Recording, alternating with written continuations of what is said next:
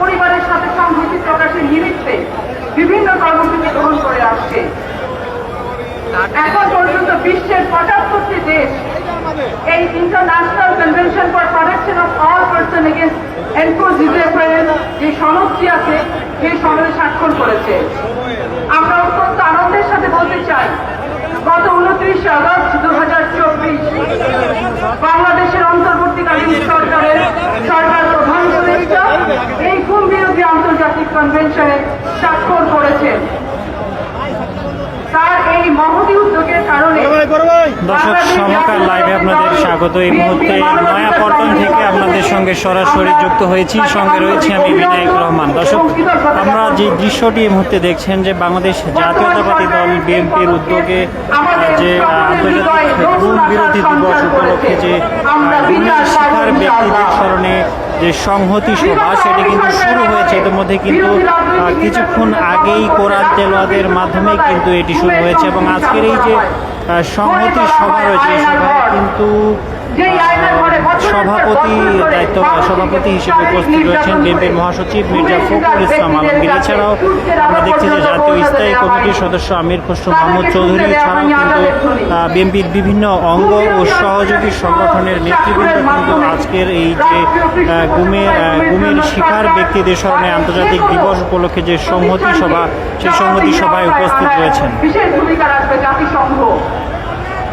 আমরা আজকে খুব বেশি কথা বাড়াবো না, আমরা শুধু বিএনপির পক্ষ থেকে বিএনপির মানবাধিকার কমিটির সদস্য হিসেবে আমরা বলতে চাই যে গুমের শিকার যত ব্যক্তি আছেন, তাদের পরিবার আছেন, তাদের দাবির সাথে জাতীয়হীন কণ্ঠে একাত্মতা ঘোষণা করে আমরা বলতে চাই। দর্শক, আমরা দেখছেন এই মুহূর্তে ঠিক মঞ্চের সামনে যে এখানে কিন্তু যারা আসলে বিগত কয়েক বছরে যাদের পরিবারের মানুষজন গুম হয়েছেন তাদের পরিবারের স্বজনদের কিন্তু বসতে দেওয়া হয়েছে। তারা কিন্তু তাদের গুম হয়ে যাওয়া ব্যক্তিটির ছবিটি নিয়ে তারা কিন্তু মঞ্চের সামনে এই মুহূর্তে অবস্থান বসেছেন, সেই দৃশ্য আপনাদের দেখছেন। গুমের শিকার সকল নিখোঁজ ব্যক্তিকে অনতিবিলম্বে খুঁজে বের করে তাদের পরিবারের কাছে ফিরিয়ে দেওয়ার জন্য দাবি আমরা রাখছি। আমরা আশা করছি এই বর্তমান সরকার তার এই মহৎ উদ্যোগের মাধ্যমে এই সকল বিষয়কে ইনিশিয়েট করবেন এবং ভবিষ্যতে বাংলাদেশ জাতীয়তাবাদী দল বিএনপি এই বিচার নিশ্চিত করবে ইনশাআল্লাহ। আপনারা সকলে ভালো থাকবেন, সুস্থ থাকবেন। বাংলাদেশ জিন্দাবাদ।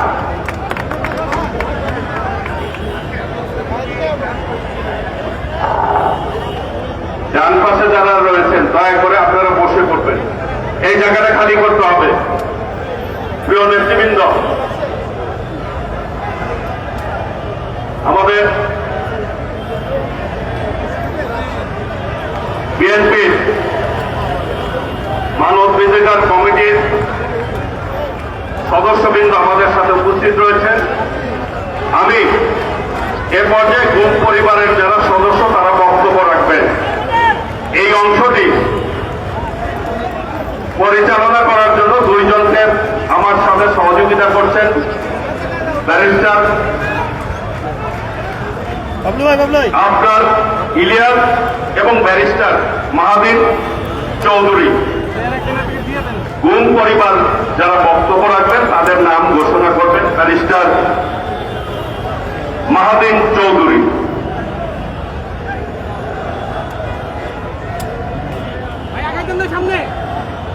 বিসমিল্লাহির রহমানির রহিম। গুমের শিকার যেসব পরিবার আছে আজকে তাদের পক্ষ থেকে বক্তব্য প্রদান করবেন আমাদের প্রথম বক্তা হচ্ছেন নুসরাত জাহান লাবণী। দর্শক, আমরা দেখছেন সমকাল লাইভ এই মুহূর্তে আসলে যে দৃশ্যটি আপনাদের সরাসরি দেখানোর চেষ্টা করছি। আমরা দেখছেন যে আন্তর্জাতিক গুম প্রতিরোধ দিবস উপলক্ষে গুমের শিকার ব্যক্তিদের স্মরণে আন্তর্জাতিক গুম প্রতিরোধ দিবস উপলক্ষে বাংলাদেশ জাতীয়তাবাদী দল বিএনপির আয়োজনে যে সংহতি সভা সেই সংহতি সভা থেকে আপনাদের সঙ্গে সরাসরি যুক্ত হয়েছি। এই মুহূর্তে বিএনপির যে নয়াপল্টনের যে কেন্দ্রীয় কার্যালয় রয়েছে ঠিক কেন্দ্রীয় কার্যালয়ের সামনে থেকে সেই সভাটি কিন্তু শুরু হয়েছে এবং এই সভায় কিন্তু সভাপতিত্ব করছেন বিএনপির মহাসচিব মির্জা ফখরুল ইসলাম আলমগীর এবং ইতিমধ্যেই কিন্তু তিনি এই যে সংহতি সভা রয়েছেন সেই সংহতি সভায় কিন্তু এসে উপস্থিত হয়েছেন, যেমনটি আপনারা দেখছেন। এবং সেই সঙ্গে যে বিএনপির জাতীয় স্থায়ী কমিটির সদস্য আমির খসরু মাহমুদ চৌধুরী তিনিও কিন্তু আজকের এই সংহতি সভায় উপস্থিত হয়েছেন। এছাড়াও আমরা দেখেছি যে বিগত বছরগুলোতে যেসব পরিবার স্বজনরা যে তাদের গুম হয়েছেন, যেসব মানুষজন তাদের স্বজনরা কিন্তু যে তাদের গুম হওয়া ব্যক্তির ছবিটি নিয়ে কিন্তু মঞ্চের সামনে উপস্থিত হয়েছেন, সেই দৃশ্য আপনারা দেখার চেষ্টা করছি। এই মুহূর্তে আমরা দেখছেন যে গুমে শিকার হওয়া ব্যক্তিদের পরিবারের পক্ষ থেকে কিন্তু কথা বলা হচ্ছে। আমরা দেখছেন একে একে গুমের শিকার হওয়া ব্যক্তিদের যে পরিবারের প্রতিনিধিরা এসেছেন তারা কিন্তু কথা বলছেন, সেই দৃশ্য আপনাদের দেখানোর চেষ্টা করছি।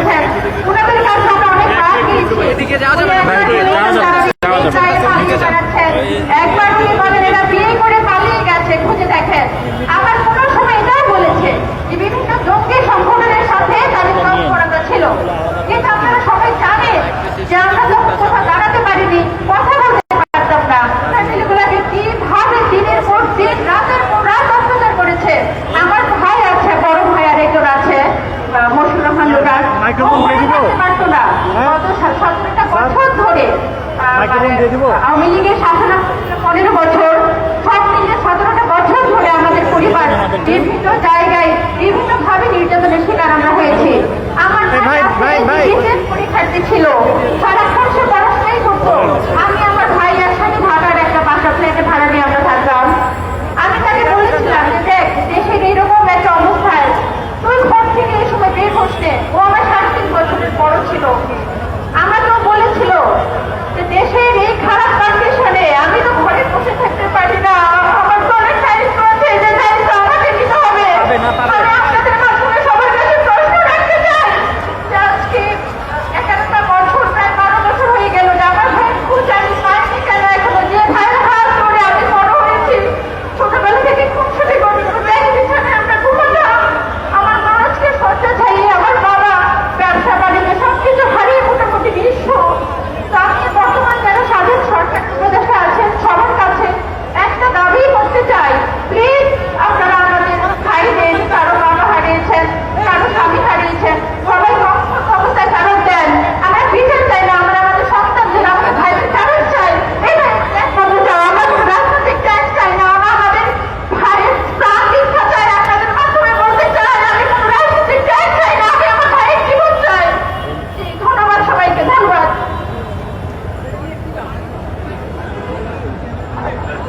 ওর জগন্নাথ বিশ্ববিদ্যালয়। ঠিক আছে, ধন্যবাদ। সামনে গিয়ে দরবার নিচু করে নিন। বক্তব্য রাখবেন মাহমুদা আক্তার, উনি বিএনপির দর্শক সমকাল লাইভে আপনারা দেখছিলেন বাংলাদেশ জাতীয়তাবাদী দল বিএনপির উদ্যোগে যে গুমের শিকার ব্যক্তিদের স্মরণে গুম প্রতিরোধ দিবস উপলক্ষে যে সংহতি সভা, সেই সংহতি সভা থেকে আমাদের সঙ্গে সরাসরি যুক্ত করেছিলাম। আপনার দর্শক আমরা দেখছেন যে আজকের এই সংহতি সভাতে কিন্তু প্রধান অতিথি হিসেবে উপস্থিত রয়েছেন সভাপতি হিসেবে, সভাপতির দায়িত্ব পালন করবেন বা বিএনপির মহাসচিব মির্জা ফখরুল ইসলাম আলমগীর। এছাড়াও বিএনপির জাতীয় স্থায়ী কমিটির সদস্যরাও কিন্তু উপস্থিত রয়েছেন এবং আজকের সভার যে মূল যে রয়েছেন তারা কিন্তু আমরা দেখছেন যে গুমের শিকার হওয়া ব্যক্তির পরিবারের প্রতিনিধিরা তারা কিন্তু রয়েছেন এবং তারা এই মুহূর্তে যে সামনে কিন্তু তাদের নিখোঁজ হয়ে যাওয়া ব্যক্তিটির ছবি নিয়ে কিন্তু তারা মঞ্চের সামনে ঠিক বসেছেন। এছাড়াও একটু জানিয়ে রাখি যে বিএনপির বিভিন্ন অঙ্গ ও সহযোগী সংগঠনের নেতাকর্মীরা, যে বিভিন্ন ইউনিটের নেতাকর্মীরা কিন্তু আজকের এই সংহতি সমাবেশ সভায় কিন্তু উপস্থিত হয়েছে। দর্শক, এই ছিল রাজধানীর নয়াপল্টন থেকে বাংলাদেশ জাতীয়তাবাদী দল বিএনপির উদ্যোগে যে সংহতি সভা, সেই সংহতি সভার সর্বশেষ আপডেট। দিনের শেষে এই ধরনের প্রোগ্রামগুলো থেকে যাওয়ার পর বাসায় পুলিশ এবং আমাদেরকে লিটারেলি হুমকি, এগুলো করবেন না, তাহলে বাড়াবাড়ি করলে খবর আছে।